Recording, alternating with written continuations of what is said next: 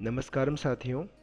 Shekhawati university में third semester में computer का पेपर आएगा, जिसके लिए मैंने सिलेबस के अकॉर्डिंग महत्वपूर्ण प्रश्न तैयार किए हैं, जो आपके निम्न प्रकार हैं।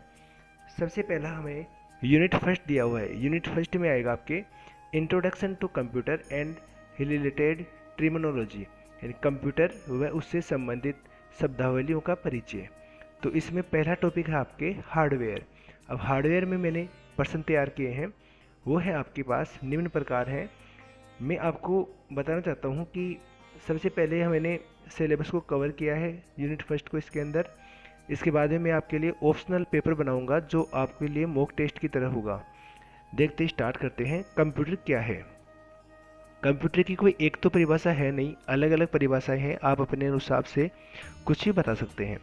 देखिए, कंप्यूटर एक इलेक्ट्रॉनिक डिवाइस है जो डेटा को प्रोसेस करके उपयोगी सूचना में बदलता है। सरल भाषा में ये परिभाषा हो गई कि कंप्यूटर क्या है? एक इलेक्ट्रॉनिक डिवाइस है जो डेटा को प्रोसेस करता है, वह जो हमें उपयोगी सूचना उससे चाहिए होती है वह हमें प्रदान करता है। इसके अलावा हम बोल सकते हैं कि कंप्यूटर एक इलेक्ट्रॉनिक डिवाइस होता है जिसमें यूज़र इनपुट डिवाइस की सहायता से डाटा इनपुट करता है, उसके बाद में प्रोसेसिंग होती है और रिजल्ट के रूप में आउटपुट डिवाइस की सहायता से रिजल्ट प्राप्त करता है। यह भी कंप्यूटर की सटीक परिभाषा है। फिर देखिए, नेक्स्ट प्रश्न है, सीपीयू का पूरा नाम क्या है? सीपीयू का पूरा नाम क्या है? यह क्या कार्य करता है? यानी सीपीयू का पूरा नाम और सीपीयू के कार्य क्या होते हैं? तो देखिए, सीपीयू का पूरा नाम सेंट्रल प्रोसेसिंग यूनिट है। सेंट्रल प्रोसेसिंग यूनिट यह कंप्यूटर का दिमाग कहलाता है। यह कंप्यूटर का दिमाग होता है जो सभी गणनाओं और निर्देशों को प्रोसेस करता है। नेक्स्ट प्रश्न है आपके लिए, माइक्रो प्रोसेसर क्या होता है? माइक्रो प्रोसेसर क्या होता है? तो देखिए, माइक्रो प्रोसेसर एक चिप होती है जो कंप्यूटर की सभी प्रोसेसिंग गतिविधियों को नियंत्रित करता है। उदाहरण के लिए Intel i3, i5, AMD risen आदि। देखिए, माइक्रो प्रोसेसर एक चिप होती है जो कंप्यूटर की जितनी भी अपनी प्रोसेसिंग गतिविधियाँ, जो प्रक्रिया होती है उसको नियंत्रित करती है। कौन? Micro processor. कंप्यूटर में होने वाली गतिविधियों को नियंत्रित करती है माइक्रो प्रोसेसर चिप। फिर देखिए, रैम और रोम में क्या अंतर होता है? रैम, सबसे पहले तो इनकी फुल फॉर्म की बात करें अपन, तो रैम देखिए, random access memory. Random access memory. ROM की फुल फॉर्म है रीड ओनली मेमोरी। अब देखिए, मैं बता दूं आपको, रैम अस्थायी मेमोरी होती है। रैम किस टाइप की मेमोरी होती है? अस्थायी मेमोरी होती है, और कंप्यूटर बंद होने पर अपने डाटा को खो देती है या डाटा मिट जाता है। और रोम होती है वो आपकी स्थायी मेमोरी होती है, जिसमें सिस्टम से संबंधित कार्य स्टोर रहता है, सिस्टम से संबंधित डाटा स्टोर रहता है। अब देखिए, रैम और रोम, इसमें दिया हुआ है इसकी फुल फॉर्म में read only memory. Read only memory यानी कि ऐसी मेमोरी जिसे आप रीड ही कर सको, उसमें आप अपनी तरफ से एडिटिंग ना कर सको, वो हो गया आपकी रीड ओनली मेमोरी। यानी जिसे आप सिर्फ पढ़ सकते हैं, वो कौन सी हो गई? आपकी स्थायी मेमोरी। रीड ओनली यानी जिसमें सिर्फ आप पढ़ ही सको, वो कौन सी मेमोरी है? स्थायी मेमोरी। और रेंडमली, जिसमें आप चेंज कर सको कुछ भी, जो डाटा आपका यानी कि लाइट जाने के बाद में डाटा खो देती है, वह कौन सी हो गई? आपकी रैम। अस्थायी प्रकार की मेमोरी हो गई आपकी रैम, रैंडम एक्सेस मेमोरी। और स्थायी मेमोरी हो गई आपकी रीड ओनली मेमोरी। नेक्स्ट प्रश्न है आपके लिए, केस मेमोरी क्या होती है? तो अब देखिए, case memory CPU central processing unit और रैम रैंडम एक्सेस मेमोरी के बीच स्थित एक तेज मेमोरी होती है जो डेटा एक्सेस की गति को बढ़ा देती है। ध्यान रखना, केस मेमोरी ही सबसे तेज मेमोरी होती है जो सीपीयू और रैम के बीच में स्थित होती है, और दोनों की एक्सेस जो गति होती है उसको, स्पीड को थोड़ा इंक्रीज कर देती है, थोड़ा बढ़ा देती है। फिर देखिए, नेक्स्ट प्रश्न है आपके लिए, hard disk drive HDD। HDD की full form hard disk drive, और solid state drive SSD।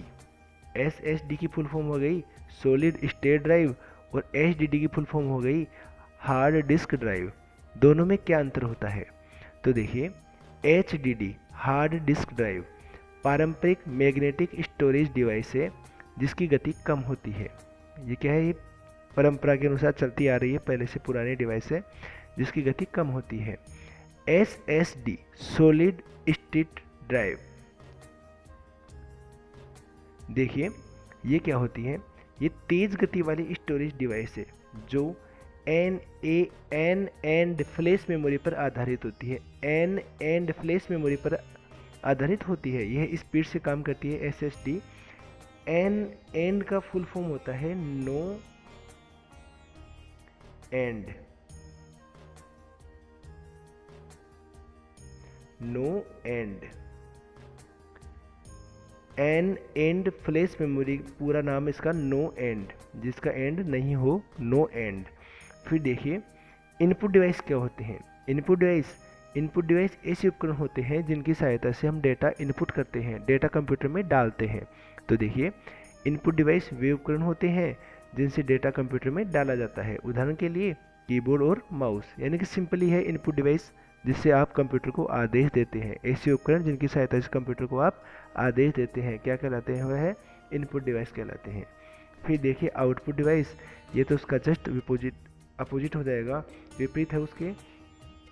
Output device वे होते हैं जो कंप्यूटर से प्राप्त डेटा को उपयोगकर्ता को दिखाते हैं, यानी हमें रिजल्ट प्रदान करते हैं कंप्यूटर से।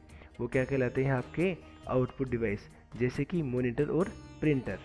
मॉनिटर और प्रिंटर क्या है आपके लिए, आउटपुट डिवाइस हो गए। ऑप्टिकल स्टोरेज डिवाइस क्या होते हैं। ऑप्टिकल स्टोरेज डिवाइस क्या होती हैं, तो देखिए ऑप्टिकल स्टोरेज डिवाइस वे होते हैं जो डेटा को लाइट बीम्स के माध्यम से पढ़ते हैं और लिखते हैं, जैसे कि CD, DVD, ब्लूरे डिस्क आदि। देखिए ऑप्टिकल स्टोरेज डिवाइस वे होते हैं जो डेटा को लाइट बीम्स के माध्यम से, यानी लाइट के द्वारा बीम बनते हैं उनके माध्यम से पढ़ते हैं और लिखते हैं। किसके द्वारा, लाइट से, यानी प्रकाश से जो बीम बनते हैं उनके माध्यम से लिखते हैं और पढ़ते हैं, वो ऑप्टिकल स्टोरेज में आते हैं। जैसे कि CD की फुल फॉर्म होती है compact disc. DVD digital versatile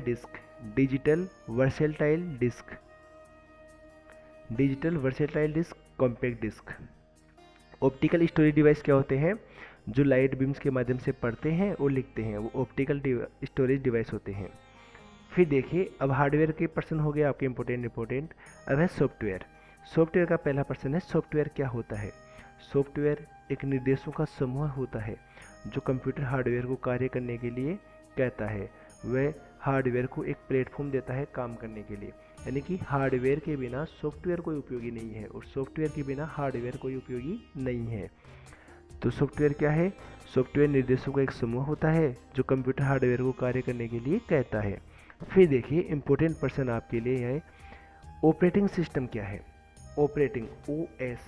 operating system क्या है, तो देखिए ऑपरेटिंग सिस्टम OS की फुल फॉर्म पूछ सकता है आपसे, OS की फुल फॉर्म पूछ सकता है आपसे ऑपरेटिंग सिस्टम एक सिस्टम सॉफ्टवेयर होता है जो कंप्यूटर हार्डवेयर और यूजर के बीच इंटरफेस प्रदान करता है, जैसे कि विंडोज, लिनक्स, मैक OS आदि।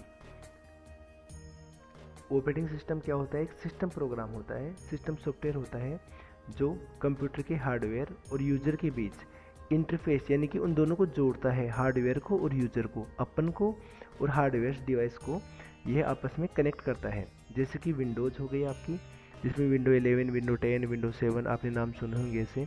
इसके अलावा लिनक्स हो गया, मैक OS हो गया। इसके अलावा जैसे मोबाइल फ़ोन आते हैं, अपने स्मार्टफोन आते हैं, उनके अंदर आता है आपके एंड्रॉयड आता है, वो ऑपरेटिंग सिस्टम होता है उसका। इसके लिए आईफोन में आता है iOS, वो भी ऑपरेटिंग सिस्टम होता है मोबाइलों के लिए। मोबाइलों के लिए हो गया आपका एंड्रॉयड और iOS, ये दोनों होते हैं आपके ऑपरेटिंग सिस्टम मोबाइल के लिए, और ये हो गया आपके कंप्यूटर के लिए। Windows, Linux, Unix, Mac OS etcetera, ये क्या है आपके ऑपरेटिंग सिस्टम के उदाहरण है कंप्यूटर के लिए। फिर देखिए 1 मिनट मैं आपको बता दूं, सॉफ्टवेयर जो है, सॉफ्टवेयर क्या है, यहाँ आपने देखा भी, सॉफ्टवेयर मेनली 2 प्रकार के होते हैं। एक तो होता है सिस्टम सॉफ्टवेयर, दूसरा होता है एप्लीकेशन सॉफ्टवेयर। सिस्टम सॉफ्टवेयर और एप्लीकेशन सॉफ्टवेयर, आगे देखते हैं। अब सिस्टम, देखिए आपके पर्सन ही आ गया। अब तो पर्सन संख्या 12 है। सिस्टम सॉफ्टवेयर और एप्लीकेशन सॉफ्टवेयर में क्या अंतर है? देखिए, सॉफ्टवेयर दो प्रकार के होते हैं, सिस्टम सॉफ्टवेयर और एप्लीकेशन सॉफ्टवेयर। अब देखिए, सिस्टम सॉफ्टवेयर यह हार्डवेयर को नियंत्रित करता है, जैसे कि विंडो, लिनक्स आदि। यह हार्डवेयर को नियंत्रित करता है, कंट्रोल करता है। फिर देखिए एप्लीकेशन सॉफ्टवेयर, यह विशिष्ट कार्य करने के लिए उपयोग होता है। MS Word, MS Excel. देखिए, सिस्टम सॉफ्टवेयर के बिना आपका कंप्यूटर या जो मोबाइल आपके पास वह एक्सेस नहीं होगा, वह चालू ही नहीं होगा। जबकि एप्लीकेशन सॉफ्टवेयर के बिना आप अपना काम कर सकते हैं, आपका कंप्यूटर चालू हो जाएगा। अगर आपको पर्सनल किसी ऐप की आवश्यकता है तो आप एप्लीकेशन सॉफ्टवेयर डाउनलोड कीजिए, नहीं तो मत कीजिए, कोई इशू नहीं उससे। लेकिन सिस्टम सॉफ्टवेयर का होना कंपलसरी है। एप्लीकेशन तो आपके काम के अनुसार होता है, अगर आपको ज़रूरत है तो रखिए, नहीं ज़रूरत है तो मत रखिए। एप्लीकेशन सॉफ्टवेयर को एंड यूज़र प्रोग्राम भी कहते हैं।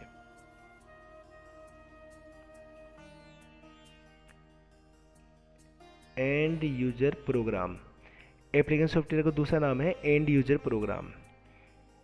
डेटाबेस मैनेजमेंट सिस्टम, DBMS की फुल फॉर्म है डेटाबेस मैनेजमेंट सिस्टम। क्या होता है?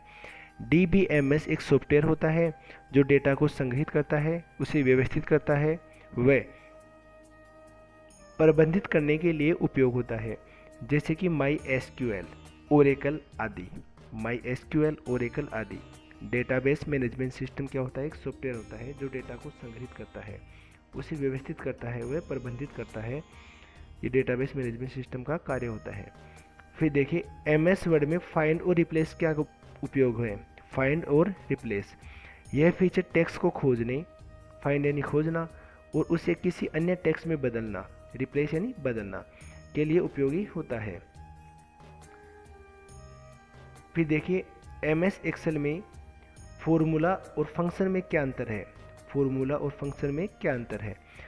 तो फॉर्मूला तो क्या होता है? गणनाएं करने के लिए उपयोगकर्ता द्वारा लिखे गए निर्देश होते हैं।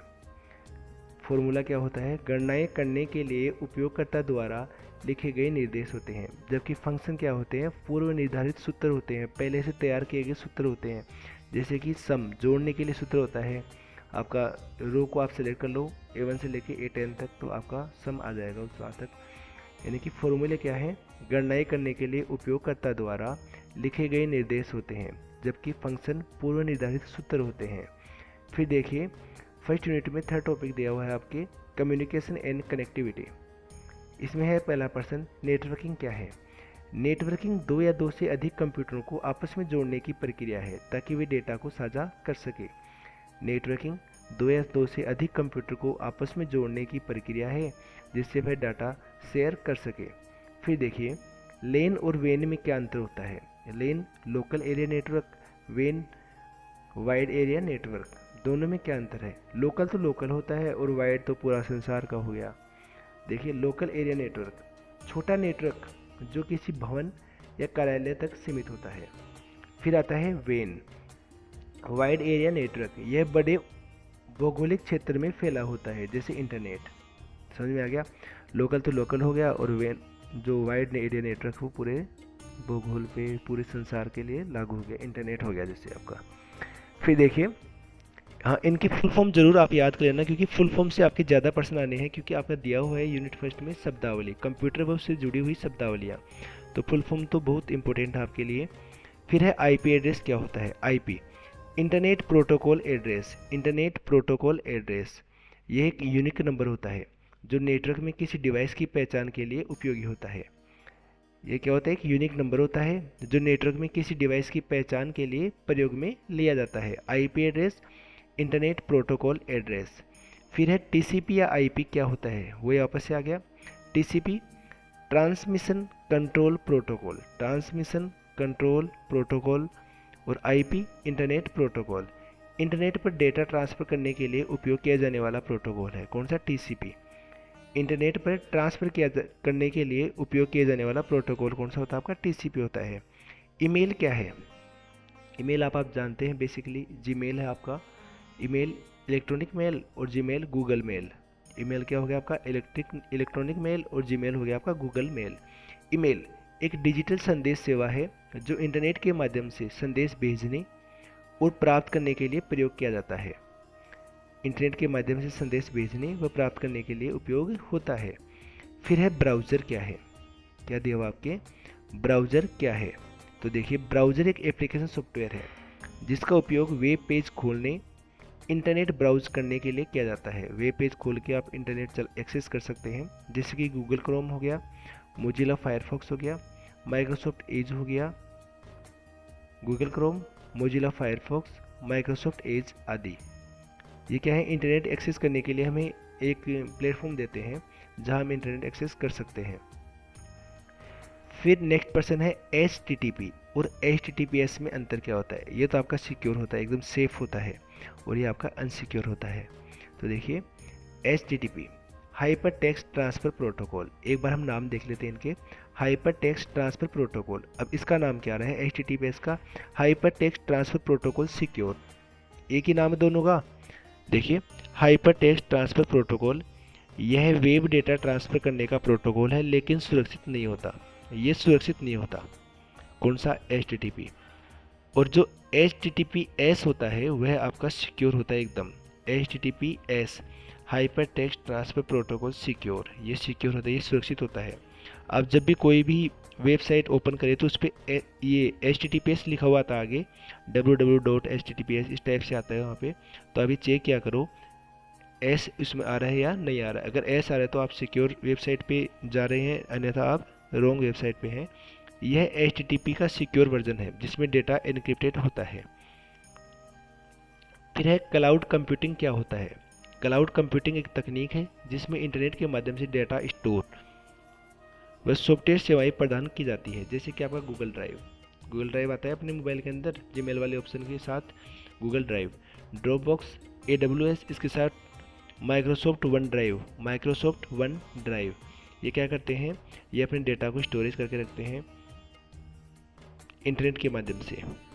फिर देखिए कंप्यूटर वायरस क्या होता है। कंप्यूटर वायरस एक प्रकार का हानिकारक प्रोग्राम होता है जो कंप्यूटर सिस्टम को नुकसान पहुंचाता है, वह उसे बीमार कर देता है, इससे डेटा करप्ट कर सकता है। कंप्यूटर वायरस मोबाइल कंप्यूटर के लिए अपने हानिकारक होता है, जो कंप्यूटर को नुकसान पहुंचाता है। इससे बचाव के लिए हम यूज़ करते हैं एंटीवायरस। एंटीवायरस सॉफ्टवेयर क्या है, वायरस के बचाव के लिए एंटीवायरस का प्रयोग किया जाता है। एंटीवायरस सॉफ्टवेयर एक प्रोग्राम होता है जो कंप्यूटर को वायरस, मेलवेयर और अन्य साइबर खतरों से सुरक्षित रखता है, जैसे कि क्विक हेल्प, नोर्टन और मैकएफे। देखिए एंटीवायरस सॉफ्टवेयर एक प्रोग्राम होता है जो कंप्यूटर को वायरस, मेलवेयर व अन्य साइबर खतरों से सुरक्षित रखता है। कौन, एंटीवायरस। एंटीवायरस बचाव करता है वायरस से। फिर है साइबर सिक्योरिटी क्या है। साइबर सिक्योरिटी इंटरनेट पर डेटा, नेटवर्क और सिस्टम को अनधिकृत एक्सेस से बचाने की प्रक्रिया है। साइबर सिक्योरिटी इंटरनेट पर डेटा, नेटवर्क और सिस्टम को अनधिकृत एक्सेस से बचाने की प्रक्रिया है। साइबर सिक्योरिटी अपराधों से बचाता है आपको। फिर है लास्ट पर्सन आपके लिए, ई कॉमर्स क्या होता है। ई कॉमर्स, इलेक्ट्रॉनिक कॉमर्स, यह ऑनलाइन उत्पादों और सेवाओं की खरीद व बिक्री की प्रक्रिया को कहा जाता है, जैसे कि अमेजन हो गया आपके लिए, फ्लिपकार्ट हो गया, स्नैपडील हो गया, आपका मीशो ऐप हो गया। ये सब क्या है, ई कॉमर्स के उदाहरण हैं। तो आई होप आपको ये वीडियो समझ में आया होगा। आपके टोटल 4 यूनिट है सिलेबस में, आपके कंप्यूटर की 4 यूनिट है। तो पहले यूनिट से मैंने 27% बनाए हैं। अब 4 से 5 दिन में आपके पास टोटल चारों यूनिट के पर्सन आ जाएंगे, लगभग 100% आ जाएंगे आपके। उसके बाद में मैं आपके लिए ऑप्शनल पेपर बना के डालूंगा चारों यूनिट से, यानी कंबाइंड पेपर डालूंगा आपके लिए, जिसमें जो लगभग आपका 90% कवर कर लेगा एक मेन एग्ज़ाम के लिए। तो आप हमसे जुड़े रहें, वीडियो को शेयर करें व चैनल को सब्सक्राइब करें। धन्यवाद।